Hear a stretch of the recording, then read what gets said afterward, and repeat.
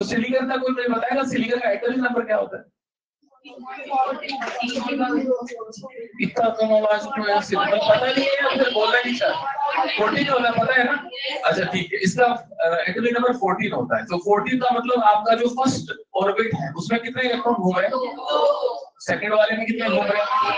8 3 4 5 6 7 और 10 हो गए। बाकी के 4 कहाँ हैं? अच्छा, तो ये मैंने एक एटम इसका बना दिया सिलिकॉन का, ठीक है।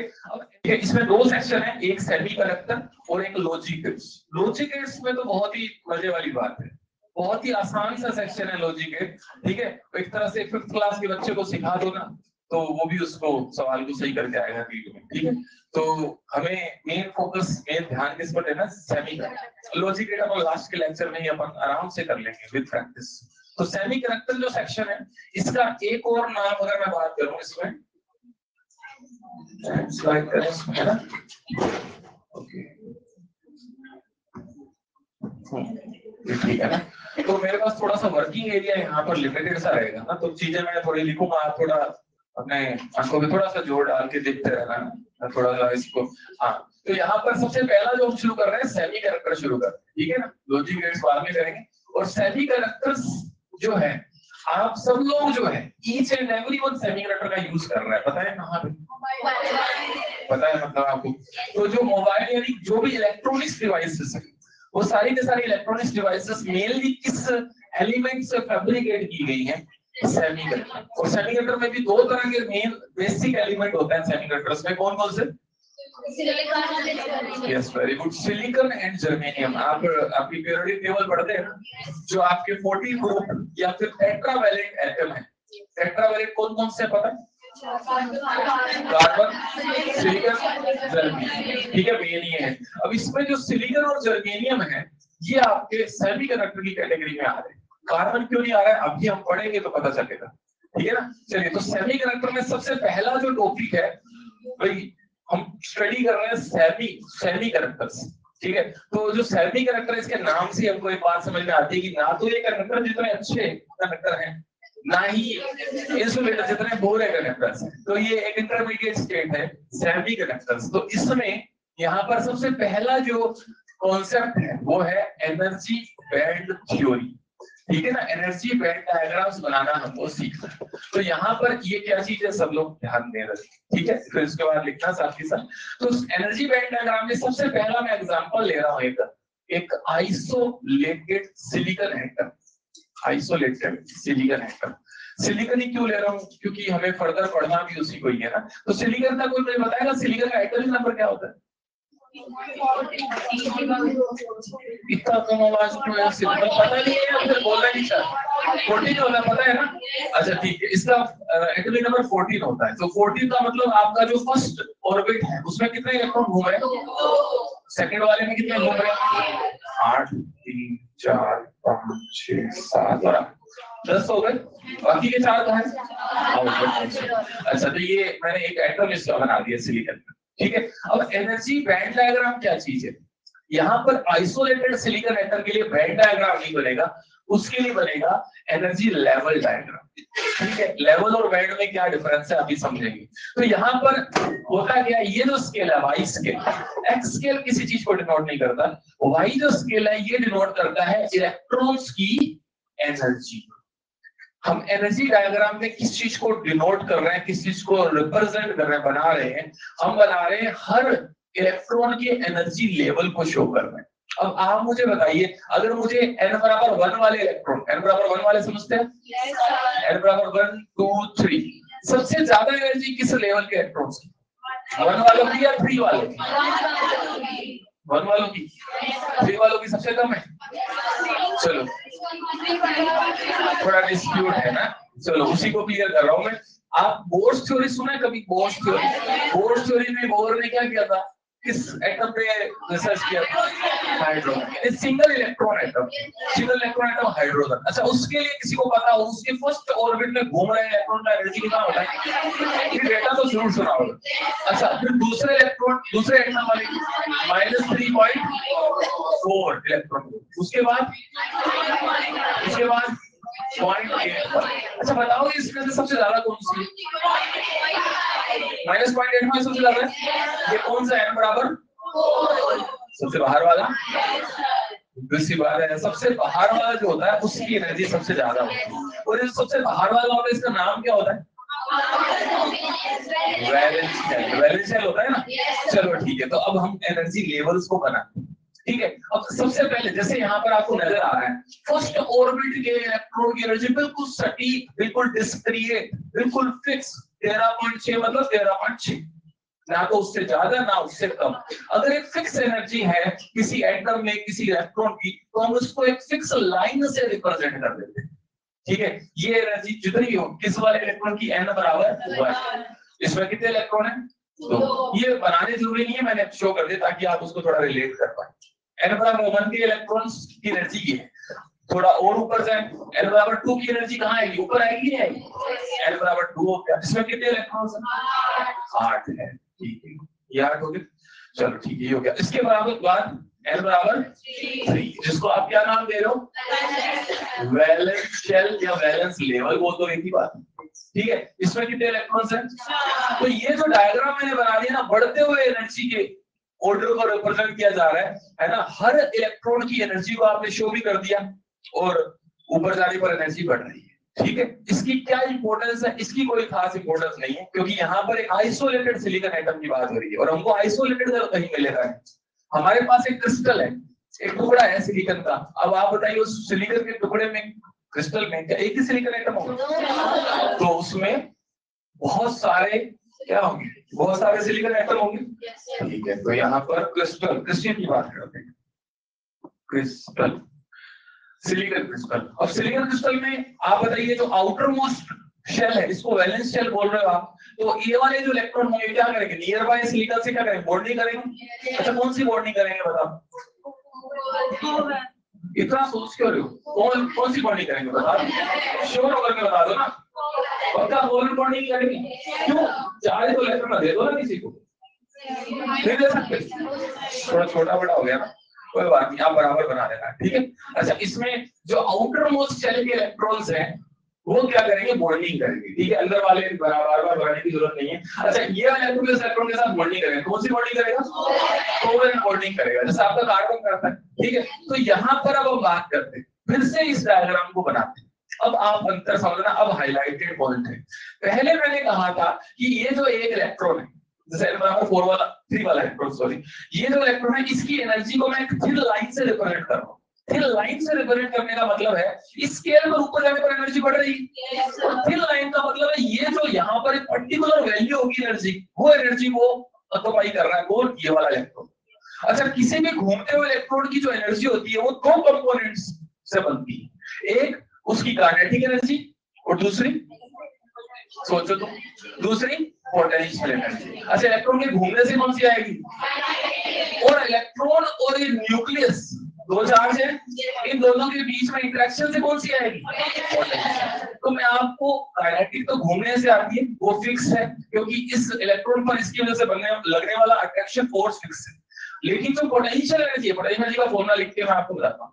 इलेक्ट्रोस्टैटिक्स में आप ये फॉर्मूला पढ़ा करते हैं, दो चार्ज Q1 और Q2 अगर होते हैं तो उनके बीच का जो पोटेंशियल एनर्जी होता है, सुना है कभी? एक Q1 Q2 है, ये फॉर्मूला। ठीक है, मैं थोड़ा सा रिलेट कर रहा हूँ। अब आप मुझे बताना, जरा खुद से बताना, ये इलेक्ट्रॉन जब घूम रहा है तो क्या इस इलेक्ट्रॉन की इस न्यूक्लियस से डिस्टेंस बदल रही है? सेम हो रही है? सेम है। तो क्या r सेम है? r एक डिस्टेंस है। तो क्या इस इलेक्ट्रॉन की पोटेंशियल एनर्जी सेम है? पोटेंशियल एनर्जी, काइनेटिक एनर्जी दोनों फिक्स है। इसका मतलब इसके लिए हम एक लेवल बनाएंगे। अब ध्यान से सुनना, इसकी बात करें। जब एक क्रिस्टल में बात की जाती है तो क्रिस्टल में किसी भी इलेक्ट्रॉन की बात करें तो ये इलेक्ट्रॉन क्या केवल इस न्यूक्लियस के इफेक्ट में, इस न्यूक्लियस पर इसका कोई अट्रैक्शन फोर्स नहीं है? अच्छा ऊपर एक और होगा, मैंने सारे नहीं बनाए, ऊपर जो तीसरा वाला, ये पहला, दूसरा, तीसरा और चौथा, 4 होंगे क्या? 4 कोवलेंट बॉन्डिंग करेगा। तो क्या चारों न्यूक्लियस के इफेक्ट में ये वाला इलेक्ट्रॉन प्रेजेंट है? और तुम मुझे बता दो, ये इलेक्ट्रॉन अभी यहाँ है, इसकी वजह से तो फिक्स है, पता है, लेकिन इससे ये दूरी ये देख रहे हो आप, जब इलेक्ट्रॉन घूम करके इधर आ जाएगा तो दूरी क्या चेंज हुई, क्या डिस्टेंस चेंज होगी, ये यहाँ आ गया तो इससे चेंज होगी, ऊपर वाले से चेंज होगी। तो आप मुझे बताओ इस इलेक्ट्रॉन की एनर्जी क्या फिक्स रही या बदलती रहेगी? बदलती रहेगी। और जब इसकी इलेक्ट्रॉन की एनर्जी फिक्स नहीं रही, रेंज हो गई, बदलती रही, कभी थोड़ी कम होगी कभी थोड़ी ज्यादा होगी, है ना, बेस होता पोजीशन होता है इलेक्ट्रॉन। तो उस केस में हमें उस डायग्राम में, एनर्जी डायग्राम में उसको एक थिन लाइन से शो कर सकते हो क्या? एक रेंज से शो करोगे ना, उस रेंज को ही हम बोलते हैं बैंड। तो बनाते हैं, चलो यहाँ पर सबसे पहले किसकी बात करें, n बराबर 1 वालों की। तो 1 के बैंड, बैंड मतलब क्या, एक पतली सी इस तरह की स्लिट। तो अब आप देखो ना ये क्या ये रेंज है या फिर फिक्स एनर्जी? ये रेंज है। तो ये जो रेंज ऑफ एनर्जी है इसी को हम बैंड बोल दिया करते हैं। क्लियर हो गया बैंड क्या चीज है? अच्छा ये कौन सा बैंड है? n बराबर 1, फिर उसके ऊपर कौन सा आएगा? n बराबर 2, फिर उसके बाद कौन आएगा? n बराबर 3। अच्छा n बराबर 3 सबसे आउटर मोस्ट है। अच्छा इसका नाम क्या दिखना है? तो इसको हम बोल देंगे वैलेंस बैंड बोल देंगे, क्योंकि अभी लेवल से बैंड पर आ गए। तो मैं इसी की बात कर रहा था। n बराबर 3 के जो भी इलेक्ट्रॉन्स हैं उनके घूमने के दौरान उनकी एनर्जी फिक्स नहीं होगी, क्या होगी? चेंज होगी। आप सोचिए ना, बोर में इसकी स्टडी करी और इसकी स्टडी करके एग्जैक्ट एनर्जी की वैल्यूज बता दी, तब से लेकर अब तक आप किसी क्रिस्टल में प्रेजेंट किसी भी एक एटम की, किसी एक इलेक्ट्रॉन की फिक्स एनर्जी नहीं बता पाए। क्यों नहीं बता पाए? क्योंकि वो फिक्स होती नहीं है ना। समझ आया क्यों नहीं होती है? क्योंकि किसी भी क्रिस्टल में जो घूम रहा है इलेक्ट्रॉन है उसकी एनर्जी बदलती रहती है। आपने बोर थ्योरी में पता नहीं कब ये हुई थी और कब की बात है, तभी बस तब से लेकर इसी को लेकर घूम रहे हो। इतनी केमिस्ट्री पढ़ रहे हैं, आगे की केमिस्ट्री में आपके क्रिस्टल में जो इलेक्ट्रॉन रिवॉल्व कर रहा है उसकी एनर्जी तो आप बता ही नहीं पा रहे, क्योंकि वो फिक्स ही नहीं है। बात समझ आई क्या? तो ये चीज है। अब इसमें हम बात करें, मुझे आप बताना, मेरे स्टडी यहाँ फिजिक्स में करनी है कंडक्टिविटी। कंडक्टिविटी समझ आता है? कंडक्टिविटी जिससे क्या होता है? कंडक्टिविटी से करंट का फ्लो होता है, हीट का प्रोपेगेशन फ्लो होता है ना। किसी भी मटेरियल में कंडक्टिविटी किसकी वजह से आती है? Yes very good, free electrons की वजह से आती है। और फ्री इलेक्ट्रॉन्स कहां से मिलेंगे? n बराबर 1 से या n बराबर 3 से? यस, वैलेंस बैंड के जो इलेक्ट्रॉन है सबसे पहले वो फ्री होंगे। तो यहाँ पर अगर हम समझे कि अंदर वाले लेवल्स का कंडक्टिविटी की स्टडी करने का कोई कंट्रीब्यूशन नहीं है, तो हमें इनको नहीं भी बनाया तो चलेगा, ठीक है। लेकिन अब वैलेंस और वैलेंस से इलेक्ट्रॉन निकल करके अगर फ्री हो गया, तो फ्री हो गया मतलब वो किस बैंड में चला गया, किस लेवल में चला गया? तो हाँ, उसी की बात करते हैं। तो एक नया बैंड हम और बना रहे हैं, सब लोग सुनना ध्यान से। एक नया बैंड हम और यहाँ इन्वॉल्व कर रहे हैं। इस बैंड का नाम है कंडक्शन बैंड। अभी कंडक्शन बैंड क्या चीज होती है, जरा इसको ध्यान से सुनना, ठीक है। आप मुझे बताओ, अगर मेरे इस क्रिस्टल में ये इलेक्ट्रॉन अभी फिलहाल तो बॉन्डेड है, इसको क्या फ्री करवाया जा सकता है? कैसे होगा फ्री, बताओ? इलेक्ट्रॉन फ्री कैसे होगा? क्या लेगा या फ्री होगा? एनर्जी तो लेगा, और क्या लेगा? अच्छा एनर्जी कैसे कैसे दे सकते हैं? एनर्जी कैसे दे सकते हैं? फोटो इलेक्ट्रिक, बड़ी बड़ी बातें मत करो। अपन तो खाली चूल्हे में रख के गर्म कर दे, इसको गर्म कर दे ना। अरे टेम्परेचर से क्या एनर्जी नहीं दे सकते? क्या दे सकते हैं। तो अगर मैं टेम्परेचर बढ़ाऊं तो ये इलेक्ट्रॉन बॉन्ड तोड़ करके फ्री हो सकता है कि नहीं हो सकता है? तो अब सुनना देना, जब इलेक्ट्रॉन बॉन्डेड था मतलब कहां पर था वो? वैलेंस बैंड में था। और अगर इलेक्ट्रॉन बॉन्ड तोड़कर फ्री हो गया, क्रिस्टल में घूमने के लिए इंडिपेंडेंट हो गया, तो वो इलेक्ट्रॉन किस बैंड में आ गया? कंडक्शन। तभी तो उसका नाम कंडक्शन बैंड रखा जा रहा है। तो आप जरा देखिए, अगर इलेक्ट्रॉन यहाँ से बॉन्ड तोड़कर यहाँ आ रहा है, ठीक है, तो वो इलेक्ट्रॉन फ्री हो गया। तो आपको एक ही बात मैं बोलूंगा जो आपको दिमाग में फिट करनी है, कि अगर इलेक्ट्रॉन कंडक्शन बैंड में है, इसका मतलब वो इलेक्ट्रॉन क्या है? फ्री। तो आपके क्रिस्टल में अगर फ्री इलेक्ट्रॉन है तो फ्री इलेक्ट्रॉन का मतलब कहां प्रेजेंट है? और कंडक्शन बैंड अगर थोड़ा भी भरा हुआ है तो क्या वो कंडक्टिविटी शो करेगा? अच्छा, कंडक्शन बैंड जितना ज्यादा भरा होगा उतनी ज्यादा कंडक्टिविटी शो करेगा। तो ये सारी छोटी छोटी बात है, ठीक है। और अगर कोई इलेक्ट्रॉन वैलेंस बैंड में प्रेजेंट है तो क्या वो इलेक्ट्रॉन कंडक्टिविटी में कंट्रीब्यूट करेगा? क्यों? वैलेंस बैंड में प्रेजेंट होने का मतलब वो बॉन्डेड है या नहीं? बॉन्डेड है। चलो तो दो बातें हो गई। और एक तीसरी बात है, इन दोनों लेवल्स या दोनों बैंड्स के बीच का अंतर, डिफरेंस, जिसको हम शो किससे करते हैं? डेल्टा ई से। कोई नाम बता रहे हैं इसका? बहुत बढ़िया, सब पता है आपको। तो यहाँ पर इन दोनों के बीच का जो बैंड गैप, इसको नाम दिया जाता है फॉरबिडन एनर्जी गैप। और ये क्या होता है, कोई डेफिनेशन बताओ, इसको देख के बताओ। कंडक्शन बैलेंस के बीच का एनर्जी का डिफरेंस ही तो है, ये तो दिख रहा है। नहीं, थोड़ा और आसान से शब्दों में बताओ। हाँ नहीं, और इलेक्ट्रॉन कौन बोल रहा है? हाँ इलेक्ट्रॉन, क्या? एनर्जी चाहिए ताकि वो कंडक्शन। हाँ कुछ हद तक सही है। मैं अगर ऐसे बोलूं, हमारे बॉन्डेड इलेक्ट्रॉन को फ्री करवाने, जब कंडक्शन बैंड की बात करूं, मैं नॉर्मल भाषा का इस्तेमाल करता हूँ, बॉन्डेड इलेक्ट्रॉन को फ्री करवाने के लिए जो रिक्वायर्ड एनर्जी है, क्या वो डेल्टा ई नहीं है? अब बैंड के टर्म्स में बात करें, हमारे इलेक्ट्रॉन को वैलेंस बैंड से कंडक्शन बैंड में पहुंचा रहे हैं, मतलब क्या कर रहे हैं? बॉन्डेड से क्या कर रहे हैं? तो उसके लिए मिनिमम एनर्जी क्या है? यही तो होता है। तो बस डेल्टा ई सिंपल भाषा में क्या, minimum energy required to break the bond, to free the bonded electron. सही है। तो हमें तीन बातें दिमाग में रखनी है, तीन बातें पढ़नी थी। पहली बात, वैलेंस बैंड, वैलेंस बैंड में इलेक्ट्रॉन होने का मतलब bonded electron. Conduction band, conduction band में इलेक्ट्रॉन होने का मतलब, and what is the difference between them? Delta E formula. And what is the definition? Minimum energy required to free any electron. बस इसी को डेल्टा ई बोलते हैं। इसके अलावा मैंने जो बातें, जो स्टोरी सुनाई है, उनमें ये बताया है कि क्रिस्टल में कोई भी इलेक्ट्रॉन होता है उसकी एनर्जी फिक्स, जबकि आइसोलेटेड एटम में फिक्स होती है। तो इसलिए फिक्स होती है तो वहां हम एक लाइन से शो कर सकते हैं उसको, जबकि जब यहाँ वेरी कर रही है तो उसको रेंज से शो करेंगे। That range is called. ये दो तीन बातें समझ आई क्या?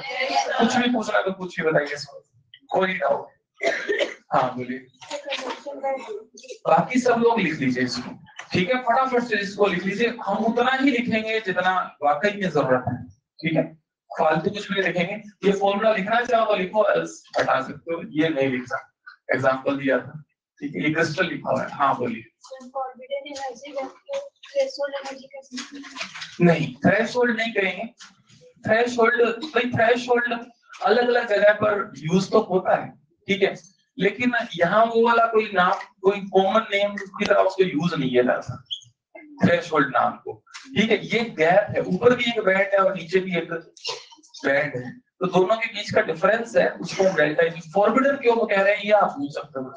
नाम फॉरबिडन क्यों रखा जा रहा है?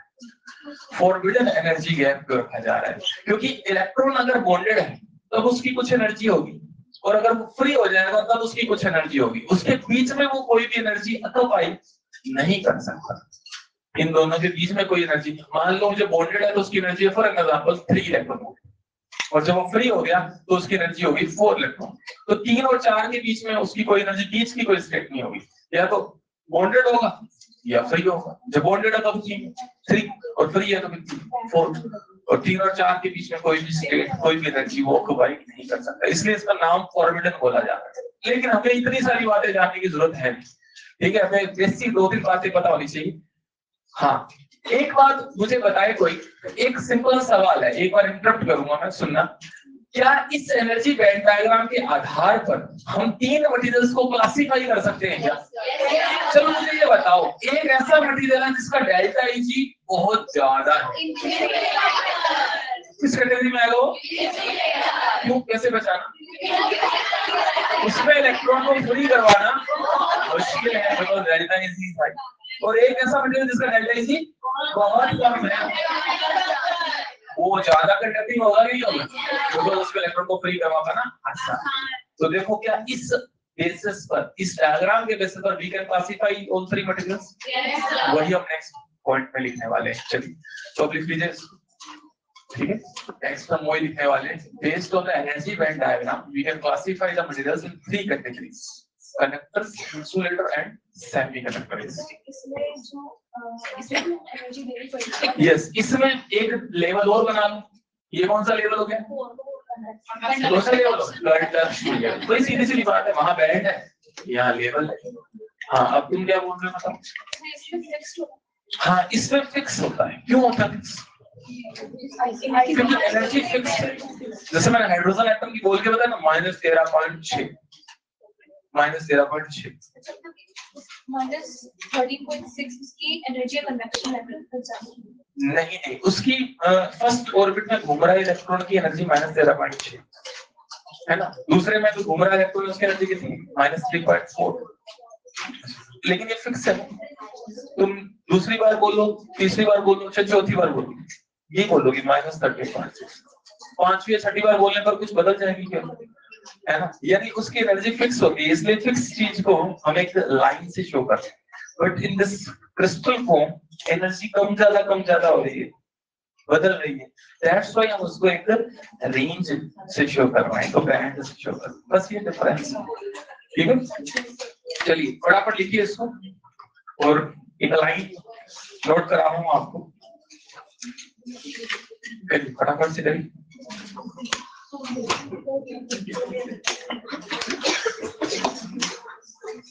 हो गया?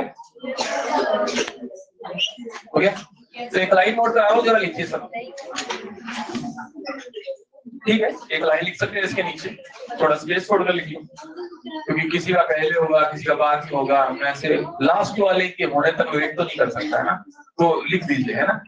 Electron in conduction band means, लिखिए जरा, जो बात समझाई उसको लिख लेते हैं, अच्छा है ना। Electron in conduction band means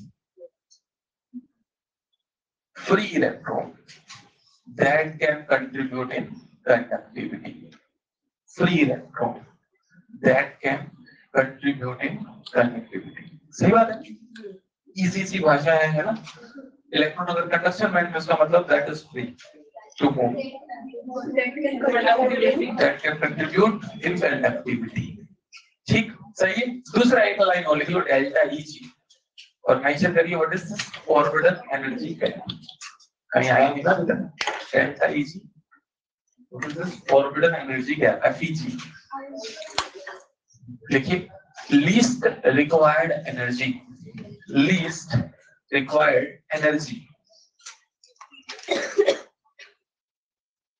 to free any bonded electron, to free any bonded electron.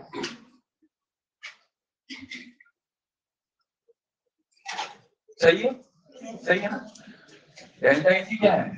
Least required energy, जिससे इलेक्ट्रॉन बॉन्ड तोड़कर फ्री हो जाए, बस यही तो है डेल्टा Eg। चलिए हो गया ये, आगे बढ़ जाए। एक मिनट में कंप्लीट करें, जिसने भी नहीं लिखा है फटाफट फटाफट 1 मिनट में कंप्लीट करें। लिखने में थोड़ा सा जल्दी करनी है, समझने में आप ट्राई करो, पूछिए 2 क्वेश्चन 4 क्वेश्चन जो भी, ठीक है, रिलेवेंट चीजें पूछिए, लेकिन है ना, ठीक है। ऐसे नहीं कि अगर मुझे कोई ये यूज करना है और घर पे मेरे को मोबाइल बनाने कैसे बनाऊं, वो रिलेवेंट सा क्वेश्चन है। तो अभी नीट में आने वाली जो चीजें वो सारी मैं बताऊंगा, जो क्वेश्चन हो गया। चलिए, इसके बाद में थोड़ा सा बेसिक आपको बता रहा हूँ, सुनिए सब लोग, थोड़ा सा बेसिक सुनिए। एक हाँ, ये करंट इलेक्ट्रिसिटी का मैं आपको साफ बता दूं, इस चैप्टर में कुछ बेसिक यूज आएगा। करंट आपका हुआ नहीं अभी तक, नहीं हुआ है, लेकिन करंट इलेक्ट्रिसिटी के फॉर्मूलाज, कुछ फॉर्मूलाज इसमें यूज आएंगे, जैसे ओम्स लॉ, पता है सबको क्या होता है? V प्रोपोर्शनल टू I, तो V is equal to IR। ठीक है, R क्या है? चलो ठीक है, तो मेरे पास देखो ये तार है, ये तार है, चलो ये तार है, इस तार का रेजिस्टेंस एट क्या होता है, बीच में सॉफ्टवेयर में गड़बड़ है थोड़ी ना। चलो ठीक है, देखते हैं, एक तार लेते हैं, अच्छा तार लेते हैं, ये वाला तार, ठीक है। इस तार का क्रॉस सेक्शन एरिया A है, इसकी लेंथ L है, ठीक है। तो बताइए इसका रेजिस्टेंस क्या लिखा जाएगा? तो थोड़ी बेसिक बातें कर रहा हूँ, ठीक है, पुरानी बातें। R बराबर रो L बाय A, सबको क्लियर है? R क्या चीज है? R रेजिस्टेंस होता है। अच्छा, रेजिस्टेंस क्या होता है? Hindrance applied by the wire, या material of the wire in the way of electrons। Electrons के रास्ते में, फ्लो में जो अपोजिशन आ रहा है उसको हम रेजिस्टेंस बोल रहे हैं, ठीक है। And what is L? L बताइए, ये बताइए। एंड व्हाट इज रो? लिख देंगे इसको, है ना। कुछ लोगों को पहली बार देख रहे होंगे रोगों भी, नहीं चलो पता है तो अच्छी बात है। रजिस्टिविटी, रजिस्टिविटी क्या चीज है? स्पेसिफिक रेजिस्टेंस दूसरा नाम होता है मटेरियल का प्रॉपर्टी है। देखो मेरे पास ये पेन है, ठीक है, एक दूसरा पेन है, ठीक है, एक लोहे का है और एक कॉपर का है, कॉपर है और एक आयरन, दोनों का लेंथ सेम है, दोनों का एरिया सेम है, लेकिन फिर भी दोनों का रेजिस्टेंस सेम है। क्यों? क्योंकि दोनों का रो अलग अलग है। रो किस पर डिपेंड करता है? मटेरियल। और रो किस पर डिपेंड करता है? मटेरियल। मटेरियल में present number of free radicals एक है, जिसमें मटेरियल में फ्री रेडिकल ज्यादा है, तो उसका रो क्या होगा? ज्यादा होगा। रो नंबर ऑफ फ्री रेडिकल ज्यादा होने से रेजिस्टिविटी बढ़ेगी, तो बढ़ेगी क्या? तो बढ़ेगी कंडक्टिविटी, है कि नहीं? अच्छा कंडक्टिविटी को कैसे नोट करते हैं? सिग्मा करते हैं, ये सिग्मा है पता है। और कंडक्टिविटी और रेजिस्टिविटी में क्या रिलेशन, क्या रिलेशन? ये दोनों एक दूसरे के रेसिप्रोकल है ना। यानी किसी मटेरियल का अगर कंडक्टिविटी ज्यादा है तो डेफिनेटली उसका रेजिस्टिविटी कम है, ठीक है। अच्छा ये कुछ बेसिक बात है। अच्छा इसके साथ ही एक बात और कर रहा हूं, कोई भी मटेरियल है जब उसका टेम्परेचर हम चेंज करते हैं तो उससे उसकी रेजिस्टिविटी चेंज होती है, और ये चेंज होती है तो फिर आर भी चेंज होती है। अब बात करते हैं इसका टेम्परेचर डिपेंडेंस के लिए एक फॉर्मूला बता रहा हूँ। मेरे पास एक तार है और उसका एट 0 डिग्री सेंटीग्रेड रेजिस्टेंस है, मान लो R0 R0, और अगर मैंने टेम्परेचर बढ़ाकर T कर दिया, मान लो 20 बढ़ा दिया, 50 बढ़ा दिया, कुछ भी बढ़ा दिया, उसका रेजिस्टेंस कितना हो गया? RT, ठीक है। तो बता सकते हैं RT R0 के बीच एक फॉर्मूला पढ़ते हैं हम करंट में। RT is what? R0 1 plus alpha delta T या T माइनस 0। ऐसा सुना है क्या कभी? ये कम सुना है ना, थोड़ा बड़ा है इसलिए याद नहीं किया, सुना है ना। अच्छा तो क्या यहाँ से हम अल्फा निकाल सकते हैं? हमें अल्फा की ही बातें करनी है इस आर्टिकल में, बेसिक बता रहा हूँ अभी इस आर्टिकल को सभी को नहीं पढ़ रहे। So alpha is what? RT minus R0 by R0 into T, ऐसा आएगा। देख लो ये तो सब निकाल ही लेंगे। खैर अब इस आधार पर अल्फा का नाम लिखते हैं। अल्फा में आर्टिकल में लिखो, अल्फा को बोलते हैं टेम्परेचर कोफिशिएंट ऑफ रेजिस्टेंस या टेम्परेचर कोफिशिएंट ऑफ रेजिस्टिविटी। ये एक मटेरियल का प्रॉपर्टी है। हमारे पास तीन तरह के मटेरियल हम स्टडी करने वाले हैं, पहले कंडक्टर्स, दूसरे इंसुलेटर और तीसरे। इन तीनों के अल्फा में डिफरेंस होता है। अल्फा क्या बताता है अभी बात करते हैं। केस फर्स्ट ये हो सकता है, मान लो मेरे पास एक ऐसा मटेरियल है जिसमें RT R0 से ज्यादा है, इसका मतलब क्या हुआ? नहीं, इसका मतलब टेम्परेचर बढ़ाने पर रेजिस्टेंस बढ़ रहा है कि घट रहा है? मेरा 0 पर रेजिस्टेंस R0 था और टेम्परेचर बढ़ा देने पर रेजिस्टेंस बढ़ गया, यानी RT R0 से। तो अगर RT R0 से बड़ा है मतलब टेम्परेचर बढ़ाने पर रेजिस्टेंस बढ़ रहा है, तो अल्फा क्या आएगा? पॉजिटिव आएगा कि नेगेटिव आएगा? देख के खुद ही बता दो मुझे, पॉजिटिव आएगा ना। पक्का RT बड़ा है R0 से। अब मैं इसको उल्टा करके पूछता हूँ। उल्टा मतलब सुनो, उल्टा पूछने को, एक ऐसा मटेरियल जिसका अल्फा क्या है? पॉजिटिव की बात करें, क्यों नेगेटिव में घुसे जा? अल्फा अगर पॉजिटिव है मटेरियल का, इसका मतलब टेम्परेचर बढ़ाने पर रेजिस्टेंस क्या, ऐसा समझ गए? उल्टा मतलब जिस बंदे का अल्फा पॉजिटिव है उसका रेजिस्टेंस टेम्परेचर बढ़ाने पर बढ़ता है। ये दिमाग में फिट कर सकते हो, ठीक है। दूसरी बात फिट करते हैं, अगर उल्टा हो गया RT लेस देन R0, यानी क्या हो गया? टेम्परेचर बढ़ाया और रेजिस्टेंस, तो बताओ अल्फा क्या आएगा? अल्फा उल्टा करके पूछते हैं। ऐसा बंदा जिसका अल्फा क्या है? बंदा समझ लो ना, मटेरियल है ना। अल्फा नेगेटिव है जिसका, उसका टेम्परेचर बढ़ाने पर रेजिस्टेंस क्या होगा? उल्टा चलने वाला है ना। और तीसरा वो बंदा जिसको फर्क ही नहीं पड़ता, कोई फर्क नहीं पड़ रहा है, इसको RT बराबर R0, टेम्परेचर बढ़ाओ रेजिस्टेंस हो जाए, बोले अल्फा क्या आएगा? 0। तो जिस बंदे का अल्फा 0 है मतलब टेम्परेचर पे डिपेंडेंसी ही। ये तीन तरह। और इसमें ये जो पहले वाले हैं ये कंडक्टर्स हैं, ये जो है सेमी कंडक्टर्स है, और ये जो है रबड़ इंसुलेटर है, ठीक है। तो ये मैंने बेसिक बताया अभी आपको, ठीक है। अभी मैंने सेमी की बात नहीं करी है लेकिन अब करूंगा, ठीक है। ये चीज है, ये बेसिक में आप लिखेंगे, लेकिन पहले मैं आपको तीन कैटेगराइज कर देता हूँ तीन मटेरियल्स की। सबसे पहले कौन है? कंडक्टर। सुन लीजिए, कोई बात नहीं ना, 1 मिनट मेरा एक्स्ट्रा लगेगा। Insulators and last semiconductors. ठीक है, इसमें हैंडराइटिंग थोड़ी कम अच्छी आती है, डिजिटल बोर्ड है ना, है? और वही कह रहा हूँ, है ना, वो व्हाइट पेज पे तो बहुत सुंदर आती है, इसमें थोड़ी कम सुंदर आती है। चलो ठीक है, तो ये क्या कर रहे हैं हम, तीन कैटेगरी में क्लासिफाई कर रहे हैं। ठीक है, सबसे पहले कर एनर्जी बैंड डायग्राम बना रहा हूं। क्या लगता है डेल्टा Eg कम होना चाहिए, ज्यादा होना चाहिए? क्या होगा डेल्टा Eg? बॉन्ड तोड़ने के लिए लगने वाली एनर्जी। ठीक है, तो इसमें Vp और Cp क्या होगी, बहुत ही और बहुत पास नहीं होंगे, इनफैक्ट दोनों ओवरलैप कर रहे होंगे। ये रहा Vp, ये Vp Cp कौन है,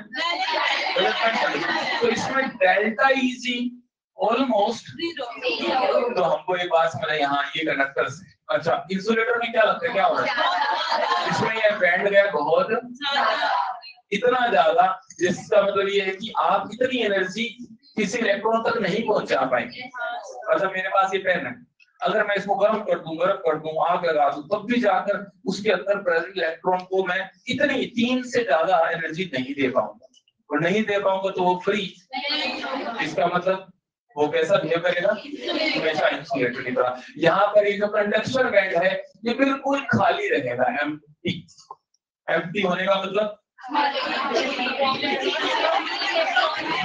एम्प्टी होने का मतलब ये इंसुलेटर है, ये बिल्कुल भी कंडक्टिविटी शो नहीं करेगा। हाँ, अब सेमीकंडक्टर की बात करते हैं। सेमीकंडक्टर में देखो क्या है ना, तो बहुत कम ध्यान में ना बहुत, तो ये बीच का जो है बीच वाला है, तो इसमें डेल्टा Eg, इसकी डेल्टा Eg की रेंज बताओ क्या होगा। 3 इलेक्ट्रॉन वोल्ट से, ये हल्का आइडिया है, कोई एक फिक्स सीमा नहीं है, 3 भी बात होगी, 3.25 हो गया तो वो नहीं, वो भी हो सकता है सेमी, लेकिन 4, 5 से ज्यादा वाले सारे इंसुलेटर में आएंगे, 3, 4 से कम वाले सेमी में आएंगे। अच्छा, इसमें कॉमन लोग जो है सिलिकॉन की बात करते हैं, जर्मेनियम की बात करते हैं, मैं बात बाद में करूंगा, आप बताओ सिलिकॉन और जर्मेनियम में से क्या लगता है किसका बैंड गैप ज्यादा होना चाहिए, सिलिकॉन का या जर्मेनियम का? थोड़ी केमिस्ट्री लगाना, इसका बैंड गैप यानी किसके इलेक्ट्रॉन को तोड़ना फ्री करना आसान है, तो मुश्किल है, मुश्किल होगा, उसी का डेल्टा ज्यादा होगा। सिलिकॉन के इलेक्ट्रॉन को फ्री कराना मुश्किल है या जर्मेनियम के, कैसे पता चला?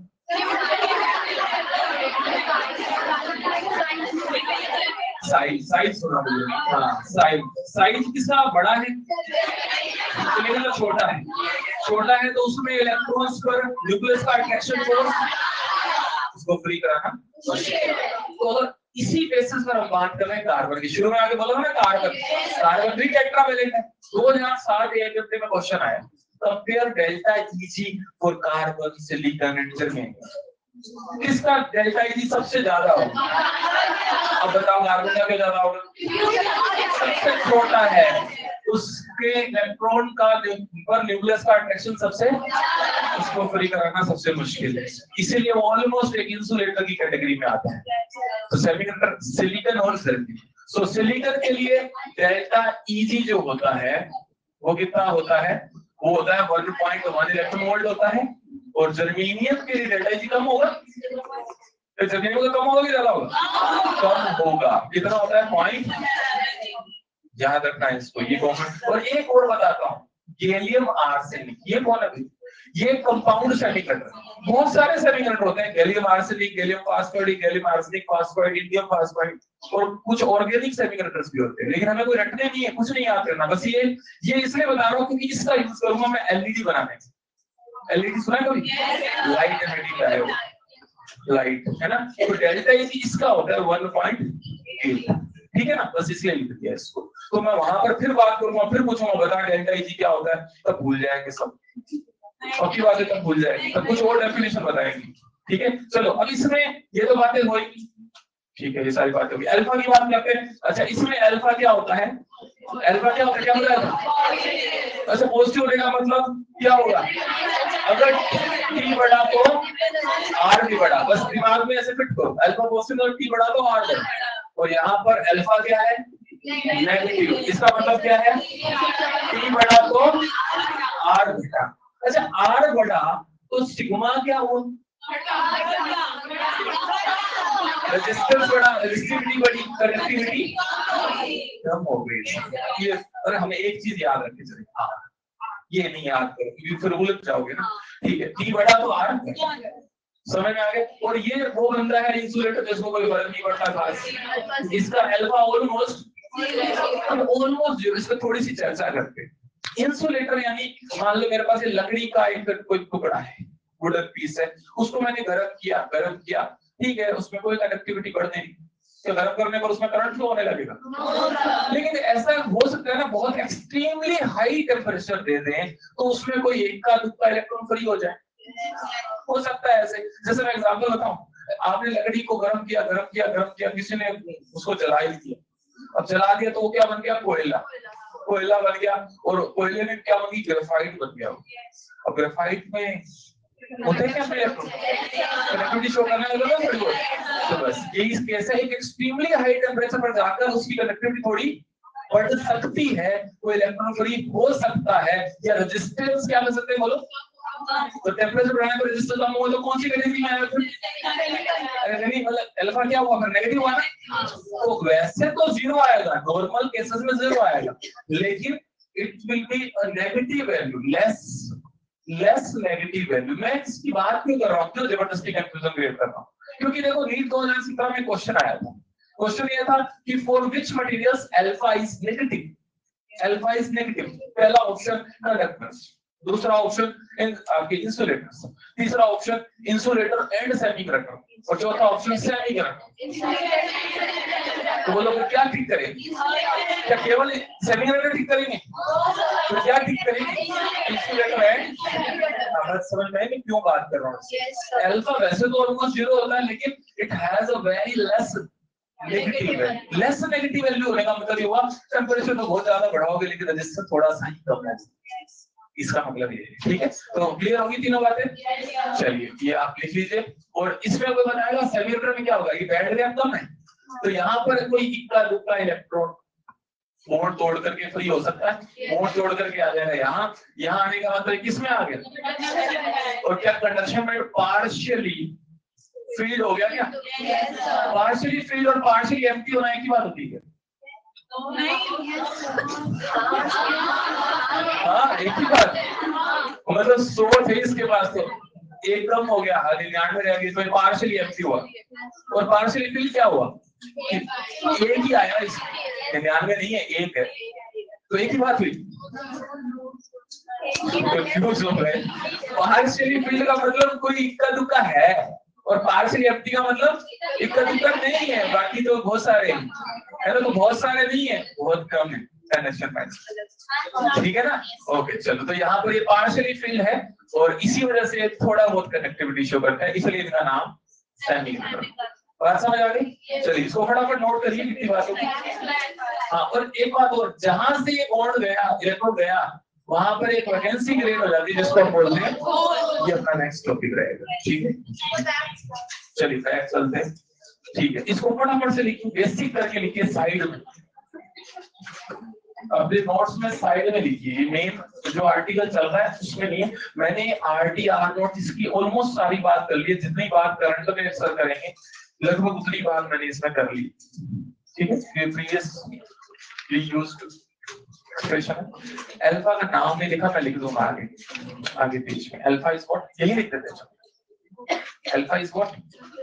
टेम्परेचर कोएफिशिएंट ऑफ रेजिस्टेंस या रेजिस्टिविटी। ठीक है, कुछ भी बोल सकते हैं। ठीक है, ये मटेरियल का प्रॉपर्टी होता है, जो मटेरियल्स कंडक्टर्स हैं उनका अल्फा पॉजिटिव होता है, जो सेमीकंडक्टर है उनका अल्फा नेगेटिव होता है। इंसुलेटर का ऑलमोस्ट जीरो होता है बट लेस नेगेटिव। तो इस चीज के आधार पर मैंने सारी बातें बताई, अल्फा पॉजिटिव नेगेटिव आपके सामने है सब कुछ, ये बेसिक है। हाँ 3 इलेक्ट्रॉन वोल्ट से हाँ बोल। 3 इलेक्ट्रॉन वोल्ट से ज्यादा होने से वो इंसुलेटर की और कम होने से सेमीकंडक्टर क्यों है? हाँ 3 इलेक्ट्रॉन वोल्ट से ज्यादा एक कोई ना कोई डेटा होता है, कोई ना कोई वैल्यू होती है हर चीज की, है ना। अब जैसे सिलिकॉन का डेल्टा Eg कितना बोला 1.1, इसका मतलब ये हुआ कि सिलिकॉन के क्रिस्टल में अगर एक इलेक्ट्रॉन को 1.1 दे दिया जाए, मिल जाए, तो वो बॉन्ड तोड़कर फ्री हो जाएगा, यानी वैलेंस बॉन्ड से कहां पहुंच जाएगा, कंडक्शन में पहुंच जाएगा। ये बात हुई। अब हमने कहा इंसुलेटर के लिए 3 इलेक्ट्रॉन वोल्ट से ज्यादा वाले जो लोग हैं वो सब किस में आएंगे, इंसुलेटर, क्योंकि इंसुलेटर वो है जिनमें फ्री इलेक्ट्रॉन पाए नहीं जाते। इसका मतलब क्यों नहीं पाए जाते, इलेक्ट्रॉन नहीं है क्या उसमें, क्या इंसुलेटर में इलेक्ट्रॉन्स नहीं है और फ्री नहीं है ना, क्योंकि उनको फ्री करने के लिए बहुत ज्यादा एनर्जी चाहिए। बहुत ज्यादा एनर्जी कितनी है, 3 या 3 से ज्यादा। इसका मतलब ये बताना चाह रहे हो कि आप नॉर्मल केसेस में 3 इलेक्ट्रॉन वोल्ट एनर्जी नहीं दे सकते किसी को ऐसे आसानी से, क्योंकि दे ही सकते तो इलेक्ट्रॉन क्या हो जाता, फ्री हो जाता। तो ये बताना चाह रहा है जिनका डेल्टा Eg 3 से ज्यादा है वो नॉर्मली इंसुलेटर कहे जाएंगे, तो जिनका डेल्टा Eg 3 इलेक्ट्रॉन वोल्ट से कम है वो सेमीकंडक्टर की कैटेगरी में है, और जिनका 0 ही है बहुत अच्छा, वो कौन है, कंडक्टर, है ना। ठीक है, तो सर बिल्कुल क्लियर रखो, इसमें कोई ऐसा बड़ी हो गया। हाँ चलो नेक्स्ट स्लाइड पे चलते हैं, इसको लिखिए सबको।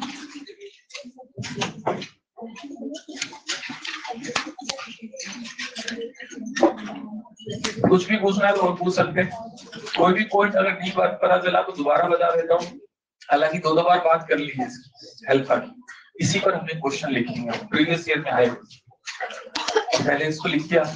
और एक बात और, थोड़ा सा एक इंटरेस्ट बना के चलना, क्योंकि टॉपिक में थ्योरेटिकल ज्यादा है अभी स्टार्टिंग वाला पार्ट, ठीक है, थोड़ा थ्योरी ज्यादा है, पर ठीक कोई बात नहीं, मैं कोशिश करूंगा क्वेश्चन करा के, इसमें थ्योरेटिकल क्वेश्चन नहीं बने चाहिए लेकिन क्वेश्चन करेंगे। और एलपी का बताई थी आपको, एलपी रोज आपके पास होनी चाहिए ना, एलपी मिल जाएगी भी, है ना, लेकिन आपके पास रोज होनी चाहिए ताकि अपन क्वेश्चन उसमें ज्यादा से ज्यादा करें, ठीक है। हाँ,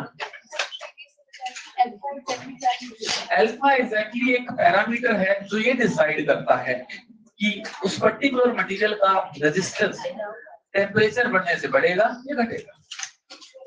अगर अल्फा अगर पॉजिटिव है तो वो मटेरियल्स का रेजिस्टेंस टेम्परेचर बढ़ने से बढ़ेगा, और अगर अल्फा नेगेटिव है तो उनका रेजिस्टेंस टेम्परेचर बढ़ने पर घटेगा।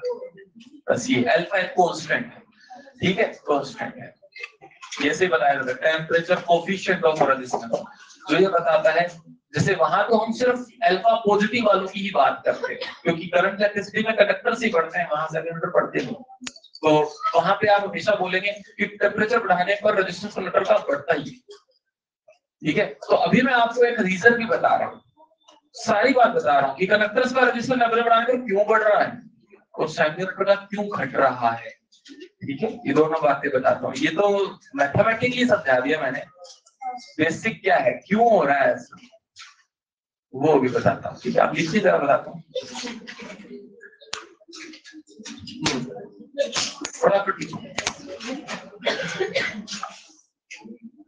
तो आप सब लोग मतलब खूब सारे ऐसे कपड़े पहन के आए हो, है ना, मतलब अरे मैंने सर्दी शुरू हो गई है ना, हमको मत देखा करो, है ना, हम तो इधर उधर भागते दौड़ते रहते हैं, हमको तो बहुत गर्मी लगती है यहाँ पे, ठीक है, लेकिन आप लोग आप थोड़े ना कुछ इतना उछल कूद कर रहे हो, तो बैठो आराम से, प्लीज स्वेट मिला है अकेडमी से ना, अच्छा आपको नहीं मिला, कोई बात नहीं, तो आप घर वालों को दिया होगा, वो पहन के आ जाओ, है ना। हाँ चलिए, तो फटाफट लिखे, इसको बात करते हैं। 2 पॉइंट ध्यान रखने, डेल्टा Eg की थोड़ी रेंज का आइडिया और अल्फा का, ये इंपॉर्टेंट है।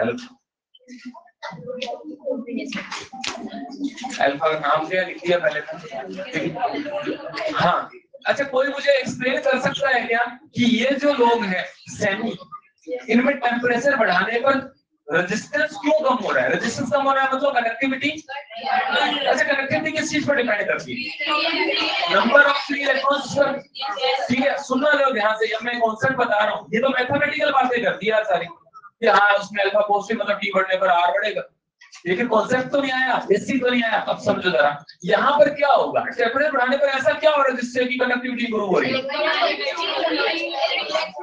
यस, तो सेमीकंडक्टर्स में खेल किसका है? नंबर्स का।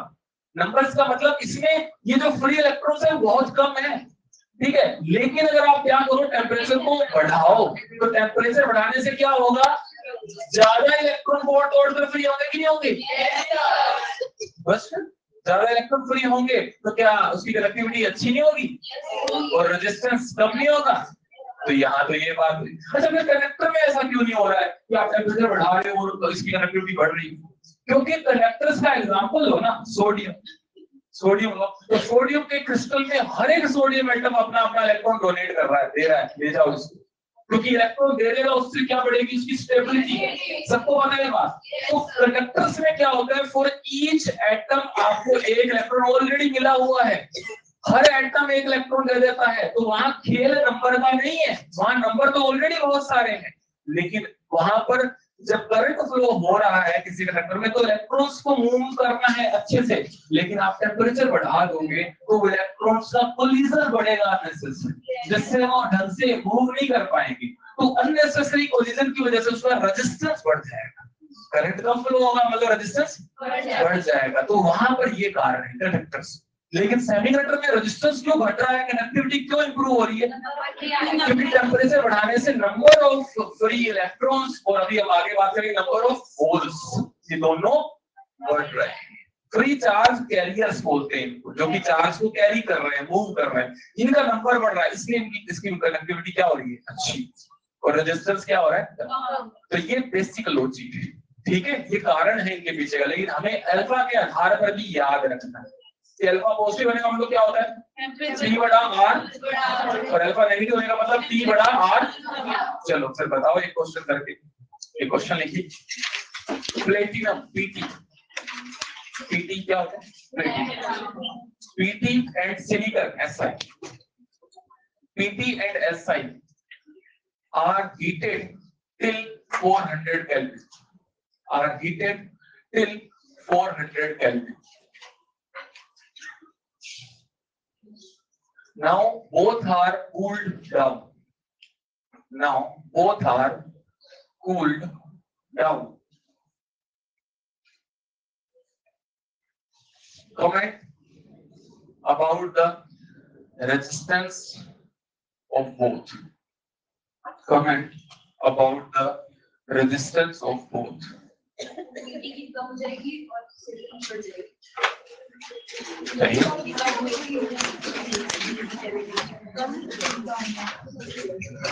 क्वेश्चन समझ में आ गया? गर्म किया, ठंडा किया, पहले गर्म किया, अब टेम्परेचर को क्या कर रहे हैं? तो टेम्परेचर कम होने पर सीधा सीधा दिमाग को एक बार बता, कंडक्टर के लिए क्या होगा? T कम R। कंडक्टर के लिए क्या होता है?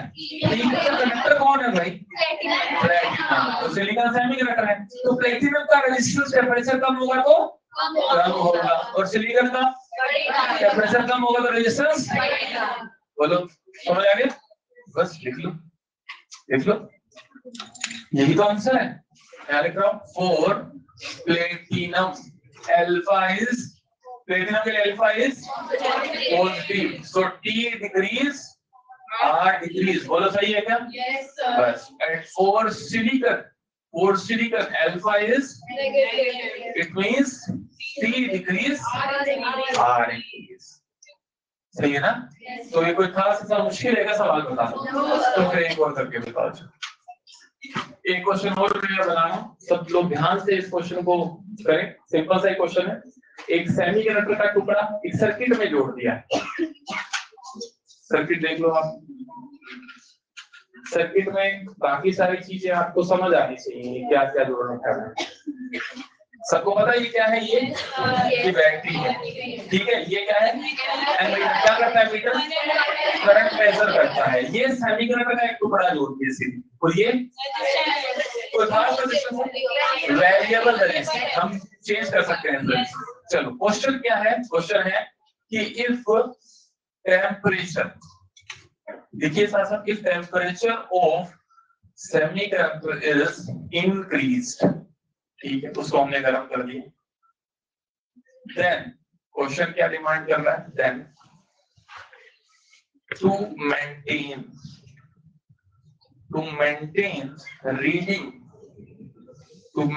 reading of ammeter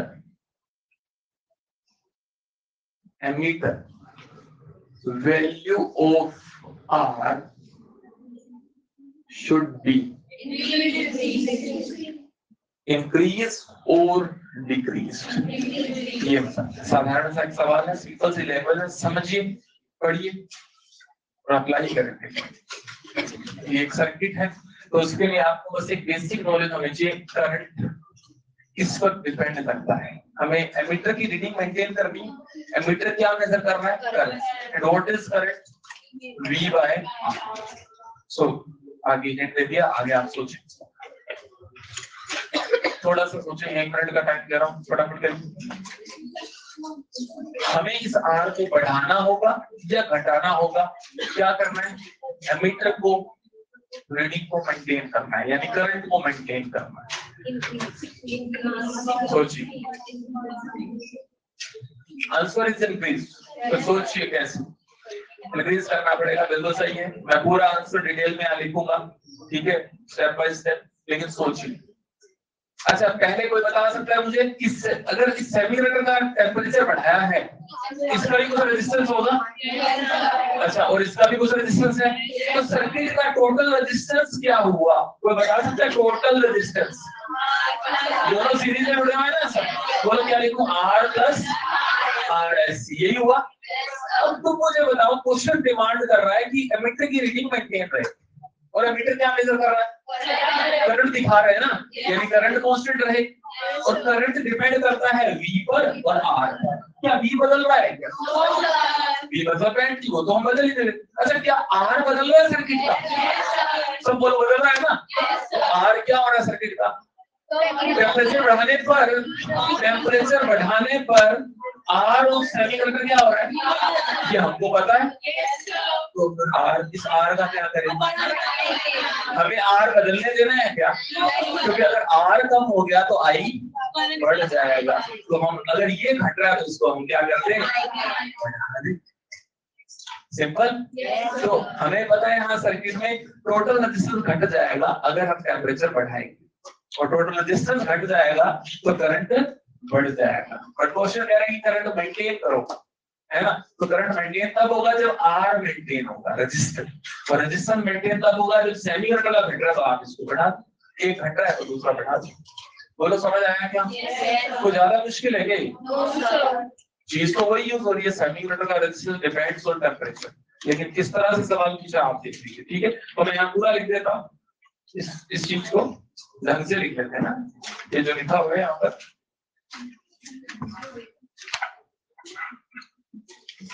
ठीक है, यहाँ पर एक लाइन की फॉर्म में लिख देता हूँ मैं, ठीक। हाँ, ये सॉल्यूशन है। If T increases, R of semiconductor decreases and R total is R plus RSC, ये भी डिक्रीज होगा। So to maintain I, R total should be maintained। मैं पूरी लाइन लिखा था कि आप बाद में भी पढ़ के समझ पाए, ठीक है। अगर टेम्परेचर बढ़ेगा तो R ऑफ सेमीकंडक्टर घटेगा, और R ऑफ सेमीकंडक्टर घटेगा तो टोटल रेजिस्टेंस भी घटेगा। सो I को अगर आप मेंटेन करना चाहते हो तो आप टोटल रेजिस्टेंस को मेंटेन करें। सो क्या होना चाहिए, R शुड बी इंक्रीज्ड। तो सिंपल है, इतना ज्यादा किसी को अगर एक ही बार में समझ आ गया तो उसको ओवर एक्सप्लेनेशन लगेगा, ठीक है। लेकिन सबके हिसाब से बात कर रहा हूं मैं, सारी बात लिख दी है, आप इसको नोट कर सकते हैं, एल्स आप डायरेक्ट भी लिख सकते हैं, ठीक है, अगर समझ गए हो आसानी से। बाकी पूरी बात के लिखी है, ये सॉल्यूशन पार्ट है, ठीक है। तो आप एकदम अच्छे से लिखना है ना, बिल्कुल साफ साफ लिखना, ठीक है। ठीक है, कोई डाउट पूछ सकते हैं इसमें? कोई बताएगा दोबारा से क्या हुआ है यहाँ पर, टेम्परेचर बढ़ाने पर क्या हुआ है, इसका रेजिस्टेंस कम हुआ है, तो हम इसका रेजिस्टेंस ताकि टोटल रेजिस्टेंस, ताकि टोटल करंट, बस क्लियर है। चलिए तो नेक्स्ट आगे मूव ऑन करते हैं। नेक्स्ट जो पार्ट है, हम बात कर रहे हैं कॉन्सेप्ट ऑफ होल। सभी होल्स की कुछ बात हुई थी ना? ओके, तो इसमें आप हेडिंग लिखिए सब लोग, covalent bond theory, covalent bond theory या concept of holes, concept of holes. तो थोड़ा सा 1 मिनट साथ में लिखिए, फिर मैं एक्सप्लेन करता हूँ। मैं कोवैलेंट बॉन्ड स्ट्रक्चर यहाँ पर ड्रॉ कर रहा हूँ।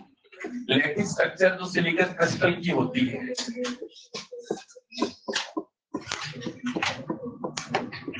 इस तरह से एक सिलिकॉन के चारों इलेक्ट्रॉन चारों तरफ के सिलिकॉन से बॉन्डिंग करते हैं, कोवैलेंट बॉन्डिंग करते हैं, ठीक है।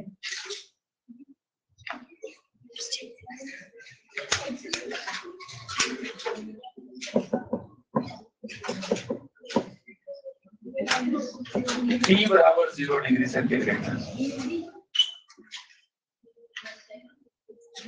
टेम्परेचर को बढ़ाया तो क्या होगा?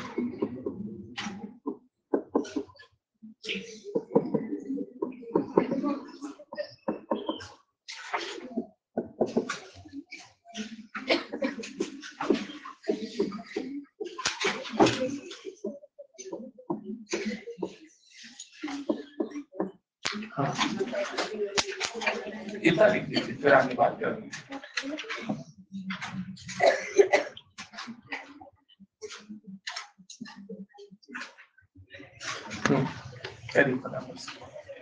थोड़ा बेसिक आपको और बताऊंगा यहाँ पर, लेकिन ये जो बेसिक बता रहा हूँ ये भी बहुत इंपॉर्टेंट है, हर चैप्टर में यूज आएगा, हर चैप्टर में। इलेक्ट्रोडायनेमिक्स के about electric field and force due to electric field on the charge, है ना? ऐसा सुना होगा, तो बात करते हैं। चलिए इतना लिखिए।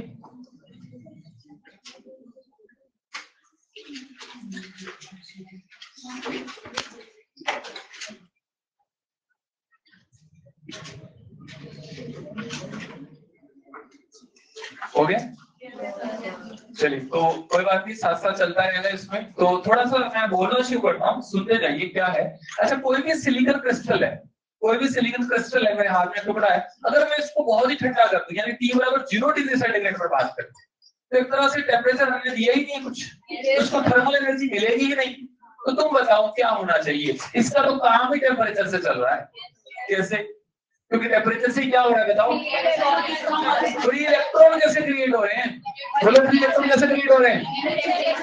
हाँ, टेम्परेचर से इन इलेक्ट्रॉन्स को एनर्जी मिलती है। वो इलेक्ट्रॉन जो है एनर्जी पाकर क्या हो जाते हैं? बॉन्ड तोड़ते हैं, फ्री हो जाते हैं। लेकिन जब 0 डिग्री सेंटीग्रेड पर बात होगी तो क्या कोई भी इलेक्ट्रॉन आपको फ्री नजर आ रहे हैं? सभी के सभी इलेक्ट्रॉन कोवैलेंट बॉन्डिंग किए हुए हैं। तो क्या इसमें आपका कंडक्शन बैंड पूरी तरह से एम्प्टी नहीं होने वाला? तो मुझे बताइए, कोई भी सेमीकंडक्टर 0 डिग्री सेंटीग्रेड पर एक इंसुलेटर की तरह बिहेव करना चाहिए। ये एक अच्छी और इम्पोर्टेंट बात, ध्यान रखने लायक बात होगी। सो behaves like perfect insulator, है या नहीं? तो टेम्परेचर जब 0 करेंगे तो सेमीकंडक्टर भी एक इंसुलेटर की तरह बिहेव करने वाला है, ठीक है। लेकिन अब सुनिए आगे, सब लोग सर ऊपर करो, ये देखो, ऐसे टेम्परेचर, जैसे हम टेम्परेचर को बढ़ाएं तो क्या होगा? टेम्परेचर बढ़ाने से क्या होगा? और टूट सकते हैं, ठीक है। तो फर्स्ट स्टेप मैं बता रहा हूँ, मान लो ये वाले इलेक्ट्रॉन को सिलेक्ट किया हमने, ये वाला इलेक्ट्रॉन को बहुत सारी एनर्जी मिल गई। कितनी मिल गई? कितनी?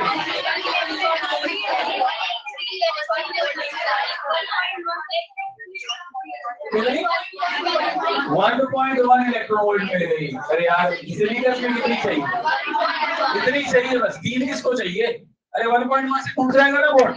हाँ, मान लो इसको मिल गई 1.1, बाकी लोगों को नहीं मिली। जिसको 1.1 मिलते ही क्या हो जाएगा? ये वाला इलेक्ट्रॉन फ्री हो गया। अब ये तो अपना आराम से कनेक्टिविटी कर रहा है, लेकिन जब ये फ्री हुआ तो यहाँ पर एक वैकेंसी छोड़ करके गया। इस वैकेंसी को हम क्या बोलते हैं?